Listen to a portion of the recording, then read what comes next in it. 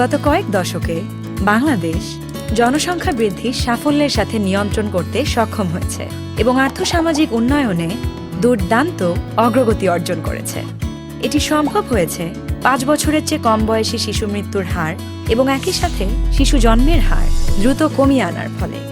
উচ্চ মৃত্যুহার এবং উচ্চ জন্মহার সম্পন্ন একটি সমাজ থেকে নিম্ন মৃত্যুহার এবং নিম্ন জন্মহার সম্পন্ন একটি সমাজের রূপান্তরকে বলা হয় স্বাস্থ্য এবং জনসংখ্যার পরিবর্তন। এই রূপান্তরের ফলে সমাজে নির্ভরশীল জনগোষ্ঠীর তুলনায় অধিক পরিমাণ কর্মক্ষম বয়সের জনগোষ্ঠীর সৃষ্টি হয়। এর অর্থ হচ্ছে আমাদের সমাজে এখন কাজ না করা লোকেদের চেয়ে কাজ করা লোকেদের সংখ্যা বেশি। যথাযথভাবে এই শ্রমশক্তিকে কাজে লাগানো গেলে এই সুযোগই বাংলাদেশের উন্নয়নকে সহায়তা করতে পারবে। তবে এই সুযোগটি আছে সীমিত সময়ের জন্য।